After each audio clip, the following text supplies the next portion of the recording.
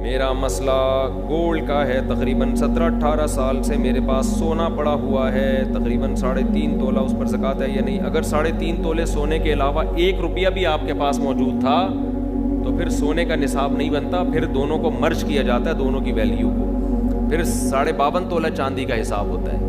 تو 3.5 تولہ سونا جو ہے یہ 52.5 تولہ چاندی کی ویلیو سے زیادہ ہوتا ہے, تو اس لیے اس پر زکوٰۃ ہوگی. 7.5 تولے پر اس وقت زکوٰۃ ہوتی ہے جب آپ کے پاس 7.5 تولے سونے کے علاوہ کچھ بھی نہ ہو.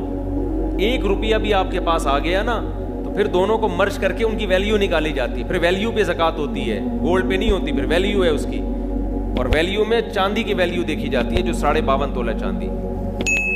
تقریباً ہر مہینے 1000 یا 1500 روپے شوہر دیتا ہے جو ضروری چیزیں لینے میں پہلے سے ختم. بھائی آپ پر یہ لازم ہے کہ آپ ہر مہینے اپنی جیب خرچی سے تھوڑے تھوڑے پیسے بچا کے رکھیں اور پھر اس پہ زکوٰۃ ادا کریں. آپ عورت پر لازم ہے اپنے گولڈ کی زکوٰۃ دے. وہ خواتین کہتی ہیں ہم کہاں سے دیں, نہیں ہوتا تو گولڈ بیچ کے دیں, سمجھ رہے ہیں. اب پھر خواتین کو یہ ہوتا ہے کہ ہاں زکوٰۃ اتنے پیسے ہمارے اس میں نکل جائیں گے, تو زکوٰۃ میں تو پیسے ہی نکلتے ہیں بھائی. ایسا تو نہیں ہوتا نا کہ آپ پیسے بھی نہ دیں اور زکوٰۃ بھی ادا ہو جائے.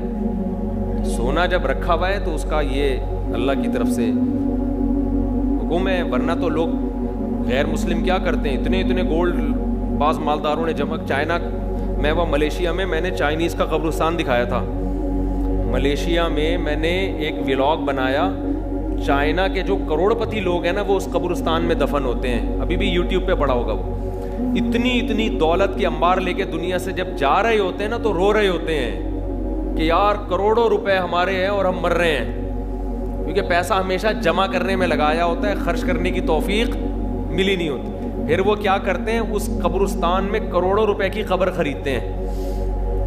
وہ قبرستان غریب آدمی کے لیے نہیں ہے, کروڑوں روپے کی قبریں ہوتی ہیں, ان قبروں میں ان کے ساتھ ان کا پیسہ دفن ہوتا ہے.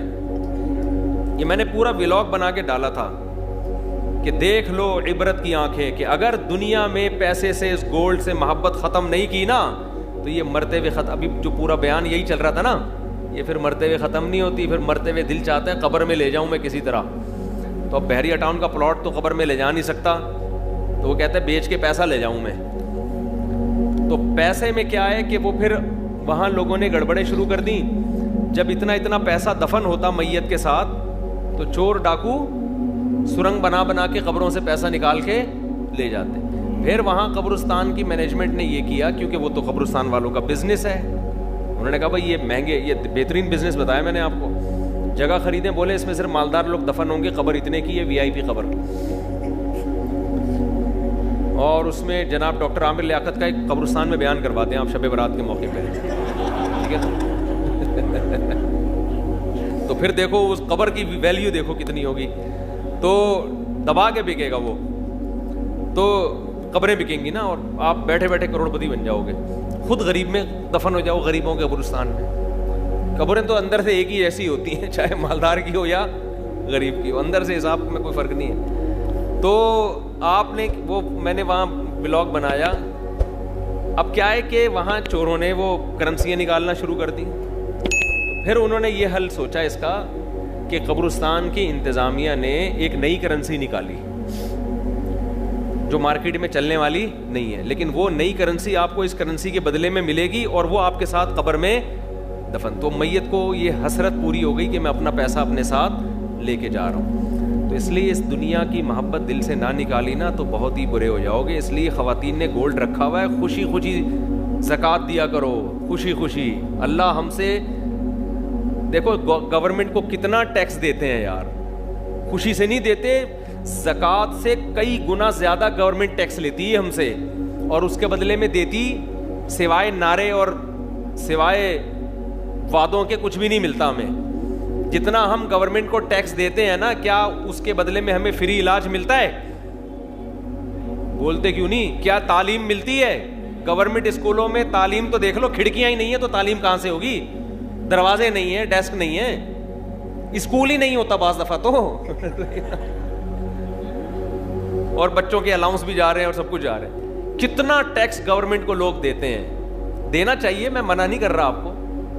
اللہ آپ سے صرف 2.5% مانگ رہا ہے, اور دے اس کے بدلے میں بارشیں بھی وہ برسا رہا ہے, گندم بھی وہ پیدا کر رہا ہے, خربوزے بھی وہ پیدا کر رہا ہے, پکوڑے بھی وہ کھلا رہا ہے, ملائی اور پراٹھے بھی وہی کھلا رہا ہے, دودھ بھی وہ پلا رہا ہے. اتنا دے رہا ہے کہ میں تو کہتا ہوں اللہ اگر تو ہم سے کہتا کہ 2.5% رکھو اور 97.5% دے دو تو بھی کم تھا. سارا تیرا ہی تو دیا ہوا ہے, خوشی خوشی دیا کرو بھائی زکوٰۃ.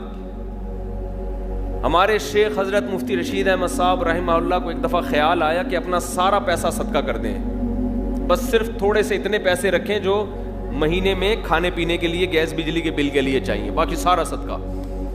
پھر حضرت فرماتے ہیں میں نے سوچا اگر سارا صدقہ کر دوں گا غریب ہو جاؤں گا, پھر زکوٰۃ تو مجھ پہ فرض ہوگی نہیں, زکوٰۃ ادا کرنے کا مزہ پھر آئے گا نہیں. تو اتنا رکھو کہ زکوٰۃ فرض ہو اور زکوٰۃ ادا کریں, اس کا اپنا مزہ ہے زکوٰۃ کا. فطرانہ الگ چیز ہے, قربانی کا الگ مزہ ہے, یہ الگ الگ عبادتیں ہیں نا. زکوٰۃ تو اسلام کا رکن ہے بھائی, یہ تو خوشی سے خواتین کو چاہیے, سونا ہے خوشی خوشی دیا کریں زکوٰۃ. بعض خواتین کے ایسے منہ بنے ہوئے ہوتے ہیں, ہائے اتنی ساری زکوٰۃ دیں کہاں سے, شوہر اتنے 100 روپے دیتا ہے مہینے کے, 1000 روپے دیتا ہے.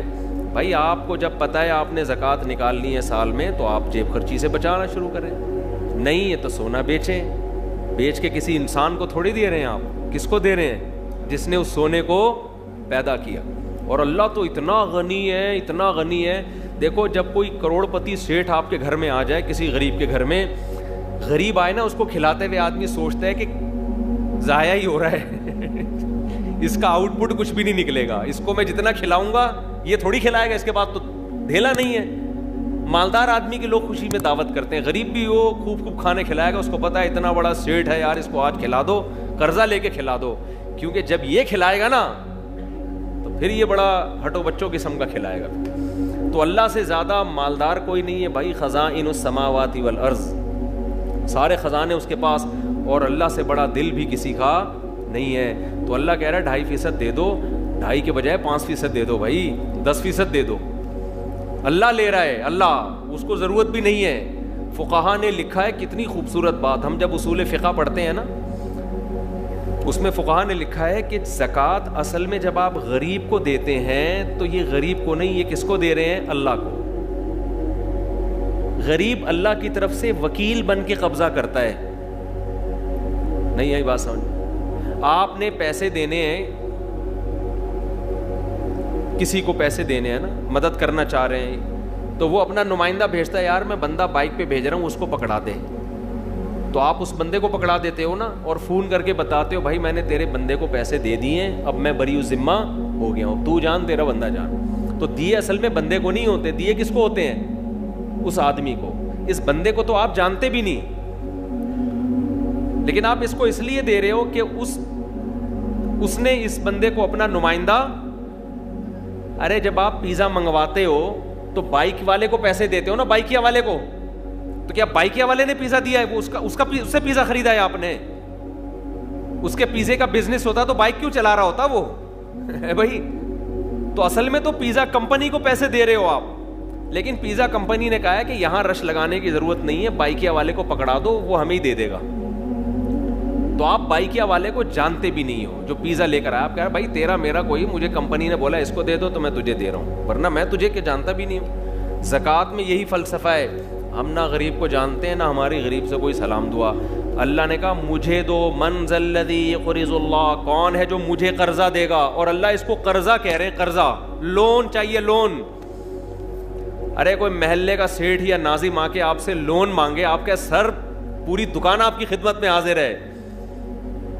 نہیں یار سمجھ میں تو رہنے دو بھائی.